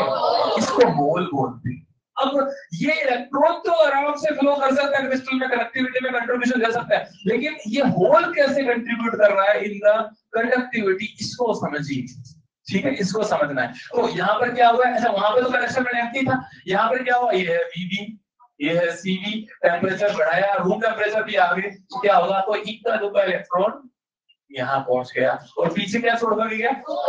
अच्छा एक बात और नजर आ रही है, होल कहाँ क्रिएट होंगे, हमेशा वैलेंस बैंड में होंगे, और फ्री इलेक्ट्रॉन हमेशा कहाँ होंगे। क्या वैलेंस बॉन्ड में अगर कोई इलेक्ट्रॉन दिखा रहा है तो अगर कितने सारे इलेक्ट्रॉन है, बहुत सारा अच्छा कनेक्टिविटी होगा, सही बात है क्या, क्योंकि वैलेंस बैंड का इलेक्ट्रॉन बॉन्डेड है और कंडक्शन बैंड में इलेक्ट्रॉन है, मतलब वो ये बात शुरू में कर ली। चलो अब मैं आपको बेसिक बताता हूँ, जरा सुनिए, बेसिक ऑफ इलेक्ट्रिक फील्ड।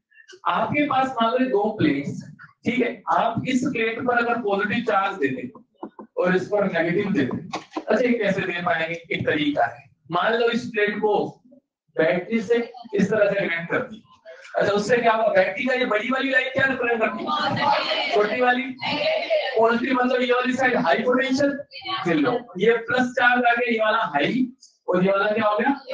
अब जरा सुनना, क्या एक टर्म सुनते हैं आप, इलेक्ट्रिक फील्ड सुनते हैं ना, ये इलेक्ट्रिक फील्ड किसकी वजह से आता है, चार्जेस की वजह से, जैसे मास की वजह से उसके आसपास ग्रेविटेशनल फील्ड होता है ना, अरे अर्थ का ग्रेविटेशनल फील्ड से मून घूम रहा है, सन के ग्रेविटेशनल फील्ड से अर्थ घूम रहा है ना, और यहाँ पर कोई भी चार्ज अगर होता है तो चार्ज की वजह से उसके आसपास क्या प्रोड्यूस होता है, इलेक्ट्रिक, ये चार्ज, ये हाई पोटेंशियल, लो पोटेंशियल, तो प्लस से माइनस की ओर इलेक्ट्रिक फील्ड प्रोड्यूस होता है। ये मैं पूरी डिटेल में बात नहीं कर रहा हूँ, बेसिक थोड़ा जो जरूरत है उतना बता रहा हूँ।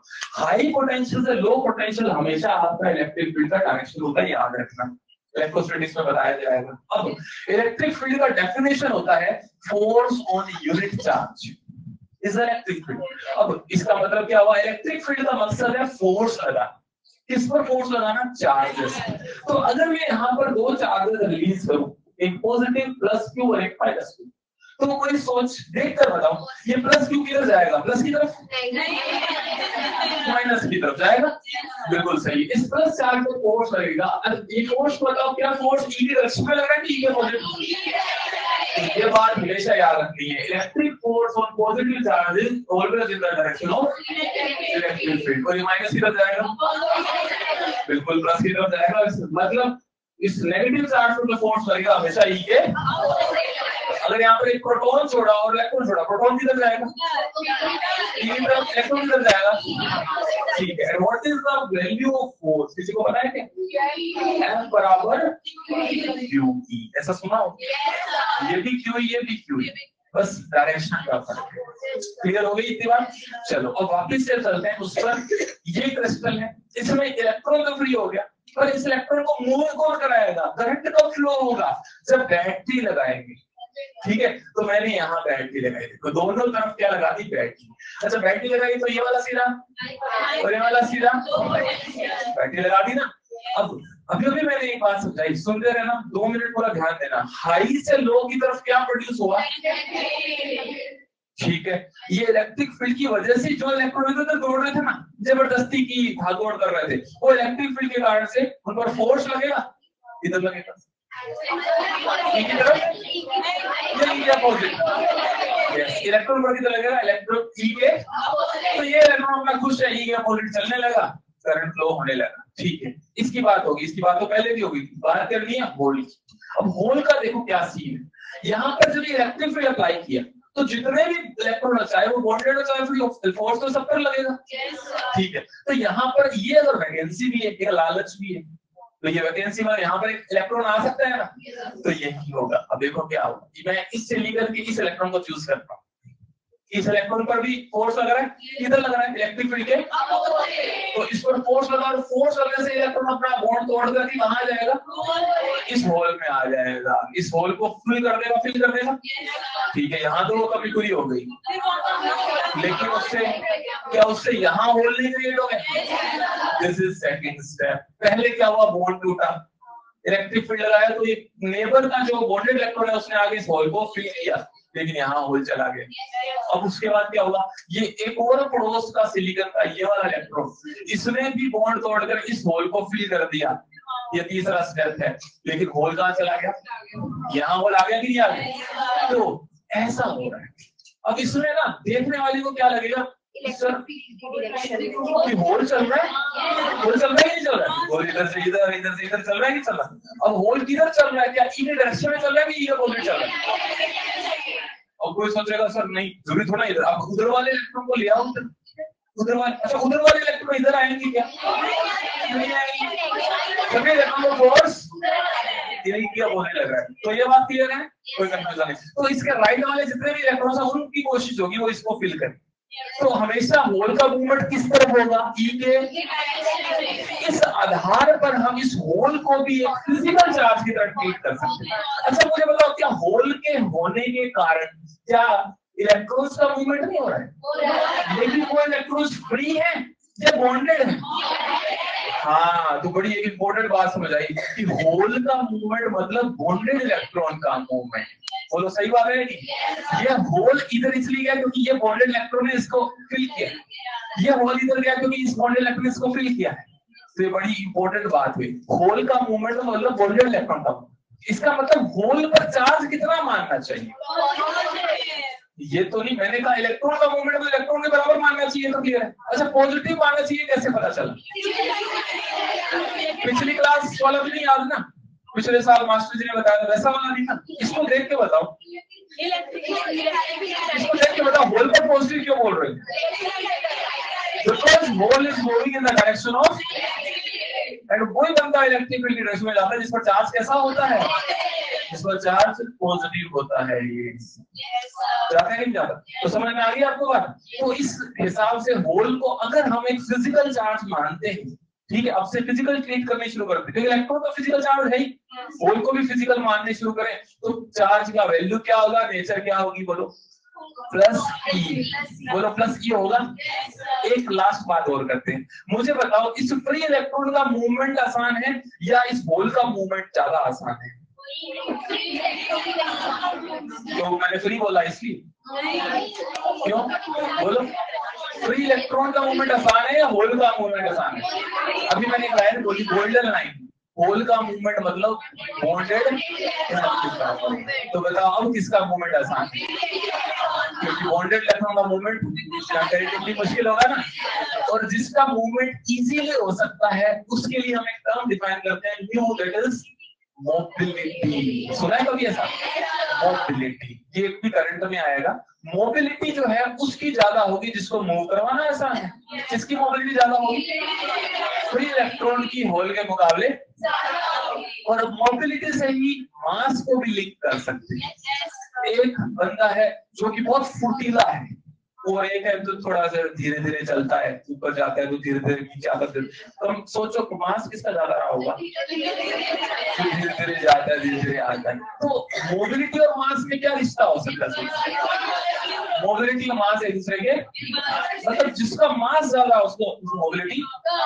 अब इसी आधार पर फिर बताओ, फ्री इलेक्ट्रॉन की मोबिलिटी ज्यादा थी या होल की? इसकी मोबिलिटी ज्यादा थी। मास, मास, बोलो समझ आया? तो 4 पॉइंट्स हमको याद रखने हैं अबाउट द होल। मैंने सारी प्रोसेसिंग बताई, लेकिन आपको सीधा पता होना चाहिए hole is just like a physical charge, और चार्ज का वैल्यू क्या है? प्लस। ठीक है। दूसरा जो तीसरा पॉइंट, सॉरी दो तो हो गए, चार्ज और चार्ज की नेचर। तीसरा पॉइंट है अबाउट द मोबिलिटी। किसकी मोबिलिटी ज्यादा है, फ्री की या होल की? फ्री इलेक्ट्रॉन की मोबिलिटी ज्यादा है, और इसी आधार पर मास कंपेयर कर सकते हैं। इलेक्ट्रॉन का मास कम है, होल का। अब यहाँ पर होल का मास मतलब होल क्या है? एक खाली जगह। अरे होल एक खाली जगह ही तो है। तो इसलिए आपको थोड़ा कन्वीनियंट लगे कि यार मैं होल के मास की बात कर रहा हूँ तो एक खाली जगह है, तो हम इसलिए यहाँ पर एक वर्ड और ऐड कर देते हैं, वर्चुअल मास। क्योंकि खाली जगह का कुछ मास नहीं हो सकता ना, लेकिन फिर भी हम फिजिक्स में मास को कंपेयर कर रहे हैं होल और इलेक्ट्रॉन की। दैट्स व्हाई मैं एक वर्ड ऐड करूंगा, वर्चुअल मास ऑफ होल, तो वो सही हो जाएगा सारा कुछ। सही। चलिए तो ये इतना लिखिए सब लोग, मैं यहाँ पर आपको 4 लाइनें डिक्टेट करवा दूँ, फटाफट इसको नोट करिए। और ये प्रीवियस ये जो है ना, पहले ये लिखना चाहो तो लिख सकते, ठीक है? इसको फटाफट से लिखिए, इसको बना लीजिए, ठीक है? ये फॉर्मूला बहुत यूज आने वाला है। Electric field always from high to low potential होता है, force on positive always in the direction of field होता है, force on negative is always opposite to direction of field होता है। ये बातें काम की।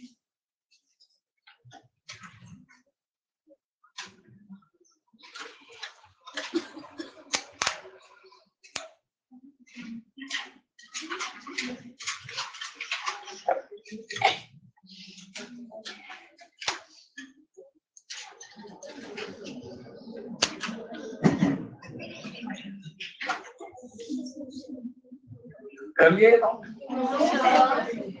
अभी पेज चलते कर। तो इसमें आप देखिए, कोई भी अगर आपको डाउट फील हो रहा है तो आप पूछिए, है ना। बट आपको पेपर में ये नहीं पूछेगा चल बता होल की क्या कहानी है, होल कैसे बना, होल का मूवमेंट कैसे हुआ। ये मैं आपको समझा रहा हूँ उस कंक्लूजन तक आने के लिए कि how can you write the charge of hole, it is plus, ये कैसे लिखा, कैसे कंक्लूड किया, because your hole is moving in the direction of field, ठीक है। And because the movement of hole जो है वो बोर्डेड इलेक्ट्रॉन का मूवमेंट है, ठीक है। ये बात है कॉन्सेप्ट। Okay next slide. अच्छा बैक, ओके ठीक है। तो इस केस में आपका फ्री इलेक्ट्रॉन भी कंट्रीब्यूट कर रहा है, वो तो कर ही रहा था, होल भी, होल के जरिए भी बोर्डेड इलेक्ट्रॉन्स चलने लगे, चार्ज तो चलने लगा, इसका मतलब ये भी कंट्रीब्यूट करेंगे करंट में, कंडक्टिविटी में। चलिए इतना लिखिए और बिल्कुल अच्छे से बनाना है इसको, है ना। फर्स्ट सेकंड थर्ड ये तीन मैंने नंबर लिखे, इससे आप थोड़ा बाद में भी ध्यान दे सकते हो कि पहले बॉन्ड टूटा, फिर उस 2 नंबर स्टेप में होल को ऑक्युपाई किया बॉन्डेड ने, फिर थर्ड स्टेप में वो वाले इलेक्ट्रॉन ने इसको ऑक्युपाई किया और होल का मूवमेंट होता जा रहा है, ठीक। इसको लिख भी देंगे थोड़ा सा,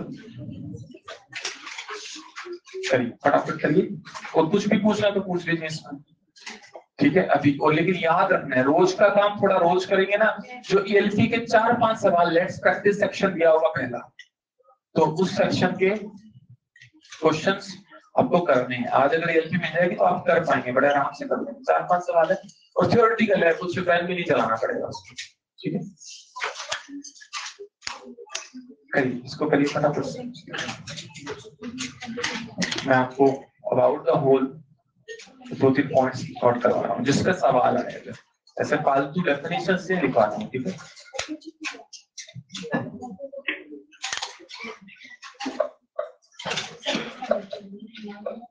और नीट 2021 में एक क्वेश्चन आया था, ठीक है। क्वेश्चन क्या था कि आप आगे पढ़ेंगे नेक्स्ट आर्टिकल में, एन टाइप और पी टाइप 2 तरह के बन जाते हैं। एन में इलेक्ट्रॉन्स की वजह से कंडक्शन होता है और पी में होल की वजह से। तो सीधा से क्वेश्चन आता है कि एन है एक पी है, दोनों में बराबर बैटरी, बराबर सब कुछ, बराबर बराबर बराबर बराबर सब कुछ बराबर लगाया, फिर भी करंट किसमें ज्यादा होगा, एन में या पी में? तो मेन कारण क्या था, मोबिलिटी, बिकॉज इलेक्ट्रॉन्स की मोबिलिटी होल से, इसके लिए इसी वजह से उसकी वजह से बनने वाला करंट भी ज्यादा, तो ये कारण था। और इसमें क्वेश्चन आया था 21, ठीक है। तो इसलिए इस पर जोर दे रहा हूँ, इसलिए इसको नोट करवा रहा हूँ आपको, ठीक है। चलिए कर लेना, लिखिए फर्स्ट पॉइंट लिखिए, on heating a semiconductor, on hitting a semiconductor, some electron breaks the bond, some electrons break the bond, leaving a vacancy behind,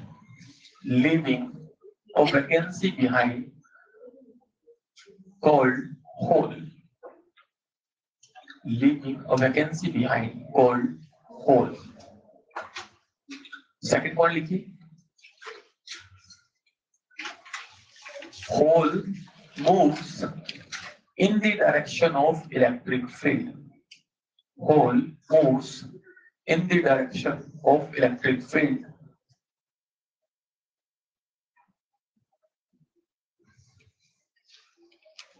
So charge on hole should be plus E.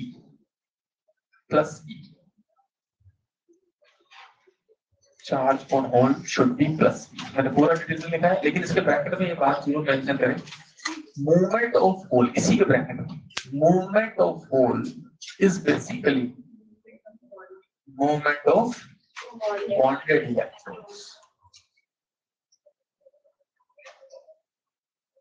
ठीक है, movement of holes is basically movement of bonded electrons. Third point लिखिए, mobility of free electron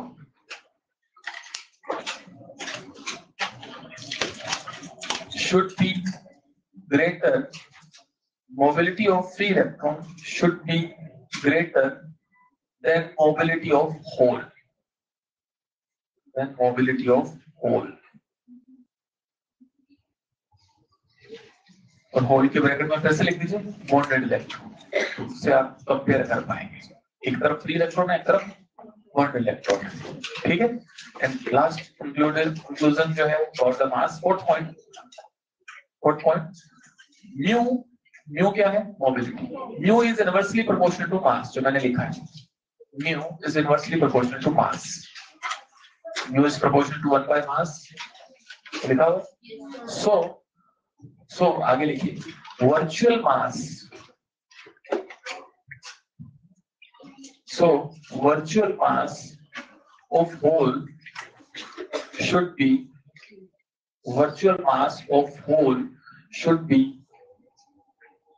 greater than mass of free electron,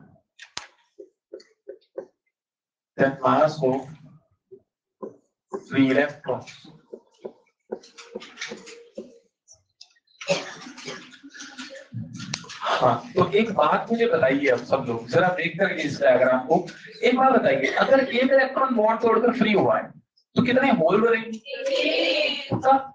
और अगर 2 electron bond तोड़ दे तो इसका मतलब ये बिल्कुल क्लियर है कि जितने आपके नंबर में इलेक्ट्रॉन्स होते हैं उतने ही, लेकिन हम बात कर रहे हैं प्योर सिलिकॉन क्रिस्टल की, ठीक है ना। अभी हम कोई डोपिंग या इम्प्योरिटी की बात नहीं कर रहे हैं, आगे करेंगे उसकी बात। तो हम बात कर रहे हैं फॉर प्योर का एक नाम और होता है, किसी को पता है, यस, इंट्रिंसिक सेमीकंडक्टर भी बोला जाता है इसको, प्योर है ना। प्योर मतलब इसमें कोई इम्प्योरिटी का एडिशन नहीं किया। तो इस केस में आपको एक बात समझ आ रही है, स्मॉल एन ई, कोई बताएगा स्मॉल एन ई क्या होना चाहिए, this should be the electron concentration, number नहीं है ये बेसिकली कंसंट्रेशन है, नंबर तो है लेकिन यूनिट वॉल्यूम का नंबर है। देखो एक बच्चे के पास टुकड़ा है सेमीकंडक्टर का इतना बड़ा सा, और एक के पास है छोटा सा, तो बताओ दोनों में से किस में टोटल इलेक्ट्रॉन ज्यादा होंगे, बड़े वाले में ज्यादा होंगे। तो ये तो कोई बात नहीं हुई ना, उसके पास बड़े ज्यादा है, उसके पास कम है, तो हम स्मॉल एन लिखते हैं कंसंट्रेशन को। कंसंट्रेशन होती है यूनिट वॉल्यूम में इलेक्ट्रॉन का। जैसे चलो दोबारा बताता हूँ, मान लो मेरे पास ये एक क्रिस्टल है, ठीक है, इसका एरिया ए, इसकी लेंथ एल, ठीक है, इसका वॉल्यूम मान लेते हैं बी, और इसमें टोटल इलेक्ट्रॉन जो है वो कितने हैं, एन। तो आप मुझे बताइए इन वी वॉल्यूम कितने इलेक्ट्रॉन्स बोले मैंने, अगर पूरे के पूरे वॉल्यूम में एन है तो बताओ यूनिट वॉल्यूम में कितने होंगे, और यूनिट वॉल्यूम में प्रेजेंट नंबर ऑफ इलेक्ट्रॉन्स, इसी को इलेक्ट्रॉन्स की कंसंट्रेशन बोल दिया जाए, या इलेक्ट्रॉन का डेंसिटी भी बोल सकते हैं, ठीक है। और इसी को हम किससे डिनोट कर रहे हैं, स्मॉल एन से। So what is small n, concentration of electron या होल, यहाँ होल भी होंगे, ठीक है, इलेक्ट्रॉन या होल। तो एन ई लिख रहा हूं मतलब क्या है, ऑफ इलेक्ट्रॉन, और एन एच लिख रहा हूं मतलब क्या है, क्या ये दोनों बराबर हैं फॉर द प्योर, है ना। और इस दोनों को हमें कॉमन नेम से भी लिखते हैं, क्या, और आई क्यों, फॉर इंट्रिंसिक, ठीक है। और कोई अब मुझे बताए जरा इसका यूनिट, इसको देखकर बताए इसका यूनिट क्या होना चाहिए, स्मॉल एन का यूनिट क्या होना चाहिए, ऊपर क्या है नंबर, नीचे क्या है वॉल्यूम, बताओ नंबर का कोई यूनिट होता है क्या, वॉल्यूम का तो होता है क्या, यस। तो इसका यूनिट होगा पर मीटर। तो आपको सवाल में ऐसे डेटा दिया जाएगा, in the pure silicon crystal 10 to the power 12 electrons पर मीटर क्यूब आर प्रेजेंट। सुना आपने क्या बोला, 10 to the power 12 एग्जांपल लिए, इलेक्ट्रॉन्स पर मीटर क्यूब, पर मीटर क्यूब में कितने इलेक्ट्रॉन्स प्रेजेंट हैं, तो ये दे दिया। अच्छा पर मीटर क्यूब में नहीं देगा, ज्यादातर वो किस में देगा, तो पर सेंटीमीटर में क्यूब में दिया, तो बताओ कन्वर्ट कर लोगे इसको करके बताओ, नीचे सेंटी, सेंटी मतलब -2, उसकी पावर 10 -6 ऊपर जाकर। चलो ऐसा करना आता है, बाकी न्यूमेरिकल में और सिखा दूं। ये आपका यूनिट हो गया। अब इसमें हम बात करें, अगर यहाँ पर मैं इलेक्ट्रिक फील्ड अप्लाई करूं तो इसमें तो इलेक्ट्रॉन्स भी हैं, इसमें होल्स भी हैं, होल है या नहीं? तो बताओ इलेक्ट्रॉन किधर जाएंगे और होल किधर जाएंगे? इलेक्ट्रॉन जाएंगे इलेक्ट्रिक फील्ड के, होल जाएंगे इलेक्ट्रिक फील्ड की, लेकिन दोनों की वजह से बनने वाला करंट किधर होगा? सोचो, दोनों की वजह से बनने वाला करंट भी अपोजिट होगा या सेम डायरेक्शन में होगा? जरा सबको बताते हैं कैसे। ये इलेक्ट्रॉन्स है, इलेक्ट्रॉन अगर लेफ्ट जा रहे हैं तो उनकी वजह से बनने वाला करंट किधर होगा? राइट। तो your IE will be right. IE समझ गए? अगर प्लस चार्जेस किधर जा रहे हैं राइट, तो इसकी वजह से बनने वाला करंट किधर होगा? ये इंफॉर्मेशन है जो आपको पता होनी चाहिए। आप करंट में पढ़ते हैं कि इलेक्ट्रॉन्स अगर जिस डायरेक्शन में जा रहे हैं उसकी वजह से बनने वाला करंट अपोजिट होता है, लेकिन प्लस चार्ज जिधर जा रहा है करंट उसका। तो क्या दोनों करंट सेम डायरेक्शन में है ना? तो यार होने चाहिए ना। अगर एक का इधर हुआ एक का इधर हुआ तो फिर तो बात ही खत्म, फिर तो जीरो हो जाएगा, फिर कहाँ कनेक्टिविटी अच्छी हुई? ठीक है, तो चलो अगर मैं यहाँ पर करंट लिख रहा हूँ तो क्या वो करंट IE प्लस IH होना चाहिए क्या? होना चाहिए। अब सुनना जरा, 2 मिनट में आपको पुराने एक तो फॉर्मूला से याद करवा रहा हूँ। अगर आपका कोई क्रिस्टल होता है जिसका एरिया A है, ठीक है, और इसमें ये मान लो कंडक्टर का पीस है, तो इसमें जो फ्लो होने वाला करंट है इसके लिए फॉर्मूला पढ़ते हैं मिया सुना हुआ है? इसमें हम ज्यादा डिस्कस नहीं करेंगे, इसका डेरिवेशन भी नहीं। वैसे तो आपको करंट में भी डेरिवेशन नहीं कराया जाएगा, डायरेक्ट इस फॉर्मूला का यूज करना सिखाया जाएगा, लेकिन इस फॉर्मूला में कौन सी चीज चाहिए एग्जैक्टली अच्छे से आप जान लीजिए। आई सबको क्लियर है क्या? इसमें फ्लो होने वाला करंट। अच्छा, अगर ये कंडक्टर है तो केवल कौन फ्लो करवाएंगे? इलेक्ट्रॉन। लेकिन अगर ये सेमी कंडक्टर है तो इलेक्ट्रॉन और होल दोनों करवाएंगे। अच्छा, व्हाट इज स्मॉल है? यस, कंसंट्रेशन ऑफ इलेक्ट्रॉन या होल। ठीक है, E बताइए, चार्ज इलेक्ट्रॉन के एरिया इलेक्ट्रॉन VD होती है ड्रिफ्ट वेलोसिटी। इसको अगर मैं एक शॉर्ट में इसको बता देता हूँ क्या। हमारे इस सिलेंडर में, सिलेंड्रिकल पीस में इलेक्ट्रॉन इलेक्ट्रिक फील्ड के अपोजिट जा रहे हैं। अगर इलेक्ट्रिक फील्ड नहीं लगाते तो ये इलेक्ट्रॉन क्या कर रहे थे? इधर उधर जबरदस्ती की मोशन कर रहे थे, कुछ कंक्लूजन नहीं निकलता है जिससे। लेकिन इलेक्ट्रिक फील्ड लगाने से उनका मूवमेंट इलेक्ट्रिक फील्ड के अपोजिट, तो इलेक्ट्रिक फील्ड के अपोजिट जिस स्पीड से चल रहे हैं ना उसी को ड्रिफ्ट स्पीड बोल रहे हैं, ड्रिफ्ट वेलोसिटी। ठीक है, तो ये एक फॉर्मूला है पहला जो हमको बताना चाहिए। दूसरा, इसी से हम एक फॉर्मूला और लिखते हैं J। What is J? Current density. तो करंट डेंसिटी जो होती है उसका एक्सप्रेशन किसी को पता है क्या? करंट डेंसिटी होती है current pass per unit area, यानी I/A। तो बोलो I/A कितना हो गया? NEVT हो गया, नहीं हो गया? अब मैं दो एक्सप्रेशन और लिख रहा हूँ आगे, सिग्मा कनेक्टिविटी का एक्सप्रेशन लिखा है बताने के लिए, बस 2 मिनट लूंगा। जे जो होता है वो होता है sigma e. Sigma is what? Sigma e is what?